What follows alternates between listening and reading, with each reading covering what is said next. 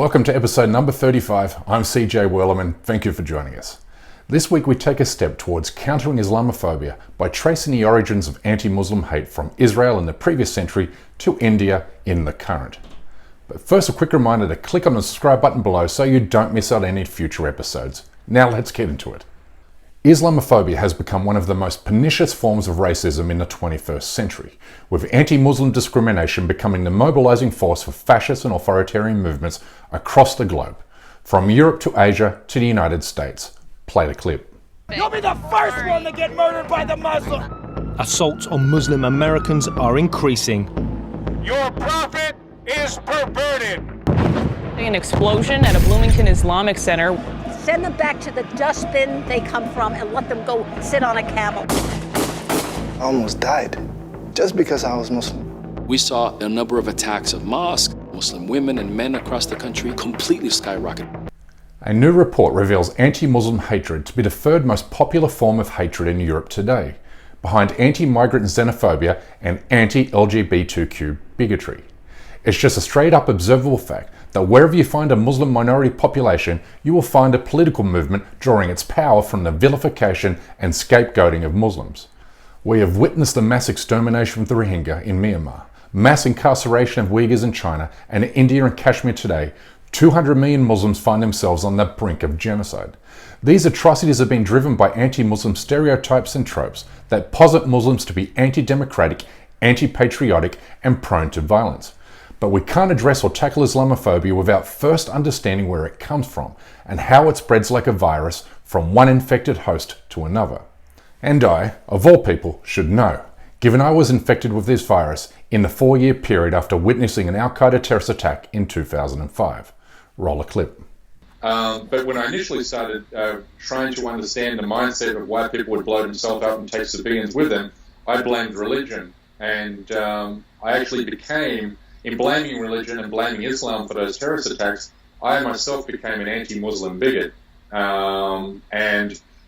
Thankfully, several years after that, I realized I'd been wrong. The deeper I started to study Islam, the deeper I started to study terrorism, realized that thesis was crudely wrong and evidently. In short, I became an anti-Muslim bigot after witnessing what can be called an Islamic terrorist attack, because I digested and internalized propagandized discourse that falsely ties Islam to terrorism. I mean, it doesn't matter if you're in London, Delhi or New York, you simply cannot escape the fact that every time you open a newspaper or turn on a television set, you are being bombarded with negative stories about Muslims. In fact, a recent study found that 78% of stories featuring Muslims included negative themes about Islam, most of which were tied to terrorism or violence. So how did this happen? Well, the effort to mainstream Islamophobia by tying Islam to terrorism can be traced back to a conference held in Israel in 1979, when US neoconservatives joined with Likud party officials to strategize opposition to the Palestinian liberation movement.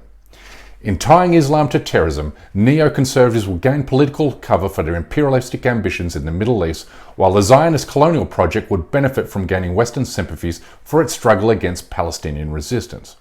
You can read all about this in Professor Deepak Kumar's book, Islamophobia and the Politics of Empire.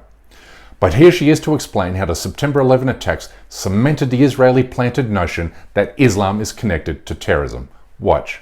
The opposite, right? So immediately after 9/11, you see not only the USA Patriot Act, but you also see systems of surveillance come into being, which build on earlier systems of surveillance all the way from the early 70s and so on, which is based on a very fundamental premise that all Muslims are potential terrorists, and therefore it makes sense to actually spy on these people because we know that they're going to do something bad. That is a fundamentally racializing move, right? Where it homogenizes an entire group of people and sees them as a suspect community.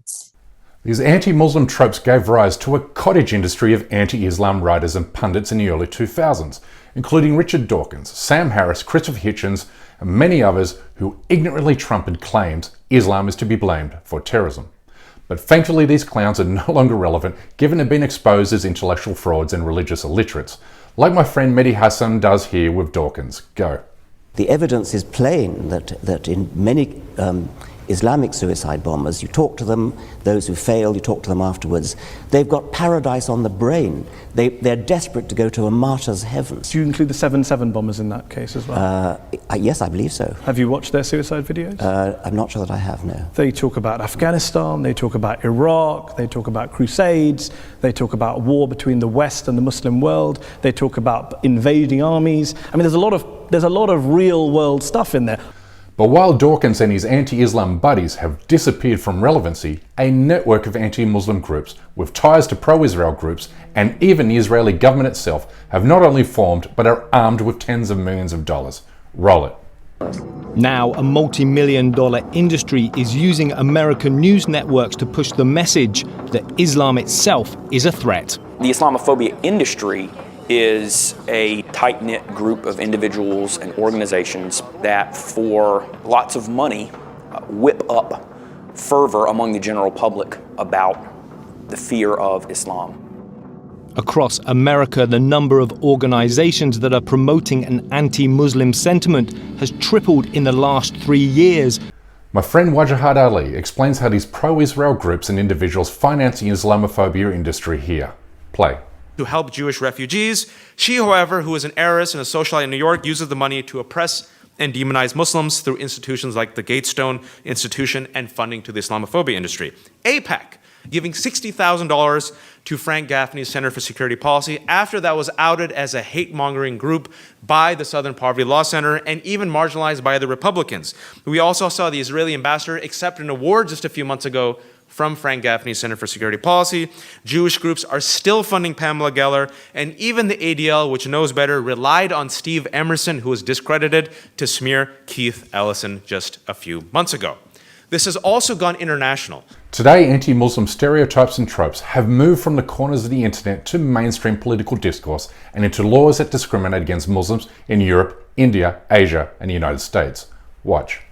It found government officials in 49 states have made anti-Muslim remarks or proposed anti-Islamic legislation since 2015. In Rhode Island, a state senator emailed, "The Muslim religion and philosophy is to murder, rape, and decapitate anyone who is non-Muslim." In Nebraska, a state senator retweeted a message that Muslim immigrants should be forced to eat bacon. This directly affects the nearly 3.5 million Muslims living. In Europe, anti-Muslim discrimination has become even worse, with Austria, Sweden, Germany, Spain, and France legislating laws that essentially criminalize certain Islamic practices. In India, we have witnessed the total Nazification of laws against Muslims, which we covered in great deal in a recent episode. Please watch it. Today, everyone from Indian Prime Minister Narendra Modi to French President Emmanuel Macron to former US President Donald Trump are portraying their countries to be under attack from Muslims. Roll it. Biden wants to terminate our travel bans and surge refugees from the most dangerous places in the world. He will open the floodgates to radical Islamic terrorism. So the question must be asked, if Islam is a threat to non-Muslims as individuals like Trump and the media contend, then what are people left to do? Well, the logical conclusion is violence against Muslims, which explains why hate crimes against Muslims have hit an all-time high across the world, and why Muslim minorities have been subjected to genocide in Myanmar, Xinjiang, and elsewhere. While not forgetting, anti-Muslim propaganda has produced a string of right-wing terrorist attacks against mosques everywhere from France to Canada to New Zealand, as remembered by the 2019 attack on a mosque in Christchurch, which left 51 Muslim worshippers dead. Play the clip. We want to get right to that breaking news, an anti-Muslim terror attack in New Zealand. The Prime Minister there is calling it one of the nation's darkest days. A gunman attacked 2 mosques while hundreds of Muslims were praying. The man who is claiming responsibility and charged with murder is an extreme right-wing white supremacist who live-streamed the attack, saying it was aimed at immigrants. Security stepping up here in the U.S. That's a live look at the Islamic Cultural Center right here in New York City. So how best do we counter Islamophobia and put an end to anti-Muslim discrimination and violence? Well, thanks to the Institute for Social Policy and Understanding, we have data-driven ways to counter Islamophobia. They include build coalitions with other impacted communities, keep demystifying Islam, do more than interfaith bridge building, and make friends with Muslims. In fact, one study showed that just having a single Muslim friend cuts a person's likelihood of holding negative views about Islam by 50%. So now that we know where Islamophobia comes from, we have the tools to defeat its hateful and false narratives. But the fight must go on. Anyway, that's a wrap for this week. Thank you so much for tuning in. Please like and subscribe to this channel and help spread the word with your friends and family on Facebook, Twitter, and Instagram. And we kindly ask you please support this endeavour by becoming a member of this show at patreon.com/CJWillerman. We can't produce, sustain, and grow the show without your help, and we offer exclusive benefits to those who do. But for now, good night, good morning, or good day, wherever you are, and stay blessed.